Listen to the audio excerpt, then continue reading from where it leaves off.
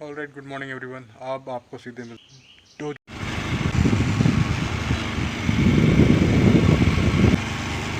मेरे कुत्तों से बड़ा डर लगता है।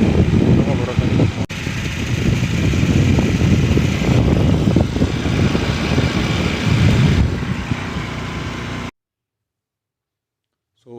अभी हम लोग एकेडमी पहुंच गए हैं। इससे पहले क्लास स्टार्ट हो, मैं कुछ इंपॉर्टेंट बातें बता दूं सेल्फ डिफेंस से related. So hi guys, welcome back to an another episode of my daily vlogs. अभी जस्ट हमने स्टार्ट किया डेली व्लॉगिंग, सो हो सकता है थोड़ा फंबल वंबल देखने को मिले। कैमरा भी ऊपर नीचे जा रहा है, बट इट्स ओके राइट। हम यहाँ पे कुछ सीखने आए हैं, so hope I am giving a good value to your life. So आज जो हम बात करने वाले हैं वो बेसिक हम बात करने वाले हैं विच मार्शल आर्ट एंड कैसे हमें इस्तेमाल करना चाहिए। आप मेरे सामने एक बोर्ड देख रहे हैं जिसमें हमने कुछ बेसिक चीज़ें लिखी हुई हैं। कॉम्बैट, तो self defence is a situation of combat also, मतलब उस पर लड़ाई होने वाली लड़ाई को हम कॉम्बैट ही बोलते हैं। सो कॉम्बैट का बेसिक मतलब है counter on motion before attack time. So yes, इसका मतलब है कि मुझे किसी भी मोशन को, और मोशन जो भी मुझे, मोशन क्या हो सकता है, कोई पंच पुश स्लैप स्क्रैच पुल, ये सारे मोशन हो सकते हैं। तो मुझे उसे काउंटर करना है पहले।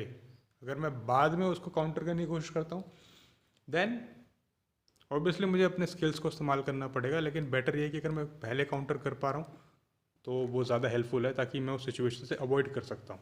इसका मतलब ये भी है कि अगर मैं किसी इलाके में हूँ और मुझे लगता है कि यहाँ पे कुछ दिक्कत हो सकती है, चाहे अंधेरा है, चाहे कुछ भी हो, चाहे कुछ आगे सामने लोग खड़े हैं, जो मुझे लगता है कि मेरी गट फीलिंग है कि भाई दिक्कत है, तो मैंने उस मोशन को काउंटर करना है। मैंने वहाँ नहीं जाना, मैंने वहाँ से निकल जाना है चुपचाप दूसरी साइड से। तो लेट्स बी रियलिस्टिक।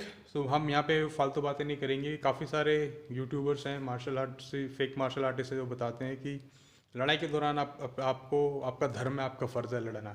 नहीं भाई, मेरा धर्म फ़र्ज कुछ नहीं लड़ना।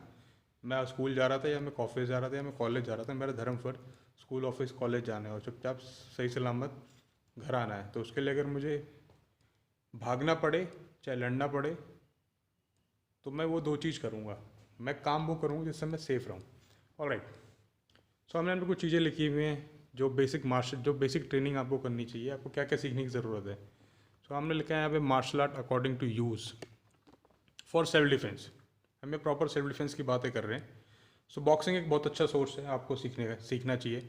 अब बॉक्सिंग में क्यों सीखना चाहिए, क्योंकि जनरली इन लाइफ आप बॉक्सिंग में स्ट्रेट पंचे सीखते हैं, जैब, क्रॉस, हुक, अपर कट, ये सारी चीज़ें सीखते हैं जो बहुत हेल्पफुल है। और बॉक्सिंग आपकी एक्सप्लोजिव स्ट्रेंथ और एंड्योरेंस को बढ़ाता है, क्योंकि बॉक्सिंग में बहुत छोटे मूव्स होते हैं और अगर आप उसको इस्तेमाल करते हैं तो काफ़ी वो चीज़ें हेल्पफुल रहती हैं। तो जैसे बॉक्सिंग हो गया, बॉक्सिंग अगेन एक रेंज का गेम है। अगर आप वन आर्म डिस्टेंस पे है तो आप पंचेस खोल सकते हैं, पंचेस आप ये खोल सकते हैं और आप पुश भी कर सकते हैं।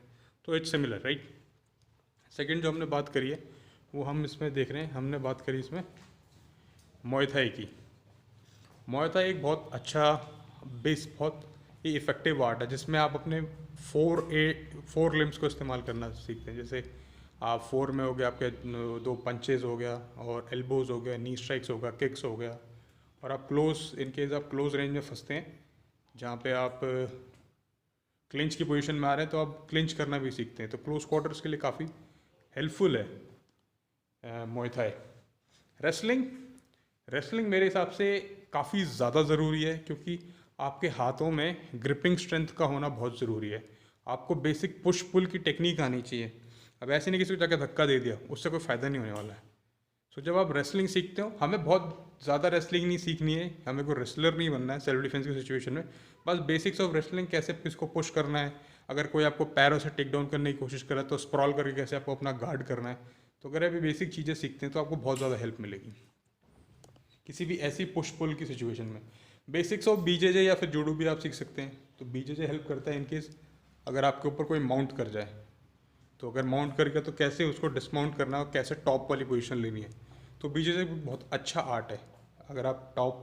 अगर आप सेल्फ डिफेंस की सिचुएशन में हैं और आपके ऊपर कोई चढ़ के बैठ जाए, या फिर आपको ऊपर से कोई ग्राउंड एंड पाउंड जैसी सिचुएशन में स्ट्राइक करना शुरू कर दे, तो आप बीजेजे सीखना चाहिए।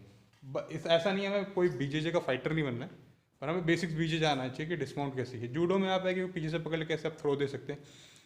सो मार्शल आर्ट्स जो ये सिचुएशन है, जो टेक्निक्स हैं और जो भी सिस्टम है, ये आपको सीखने हैं आपकी रिक्वायरमेंट के हिसाब से, बेसिक्स। पर बेसिक्स को मास्टर करना है। मास्टर एज एन कि आपके बेसिक्स अच्छे होने चाहिए। मास्टर तो अगर कोई भी नहीं कर पाता है, even though are black belt they are still white belt in terms of basics. It means learning is always there, आप लर्निंग तो छोड़ नहीं सकते। और लास्ट में हम बात करेंगे सेल्फ डिफेंस जो है, जैसे मैंने लिखा हुआ है, has to be momentary. Momentary मतलब बहुत ज़्यादा लंबे समय तक नहीं होना चाहिए। If it is getting prolonged, just get out of this place, out.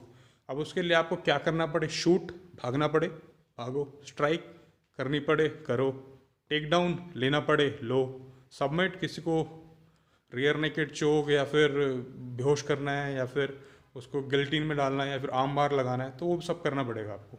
Because self defence has to be momentary. मतलब सेल्फ डिफेंस की जो सिचुएशन है वो मोमेंट्री होनी चाहिए। अगर वो मोमेंट्री नहीं है, वो ज़्यादा लंबी हो रही है, then it's a problem, right.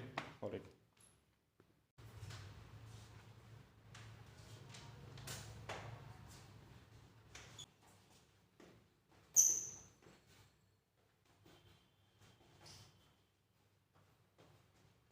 So being ambidextrous is very very important. आपको दोनों तरफ से आपके हैंड्स को यूज़ करना चाहिए, क्योंकि अगर मैं इस तरह से खड़ा हूँ तो मुझे सामने वाला इस तरह खड़े होने का चांस नहीं देगा। So if I am standing this way, ठक ठक, I can throw the punches. If I am standing this way, I can throw the punches from here as well. तो जब हम अकेले दर्शक काली सीखते हैं तो इसमें हम करते क्या हैं, तो बेसिक फुटवर्क्स होते हैं हमारे, triangle, one. So this are your fighting position from this front, this part and from this part. That's how you learn.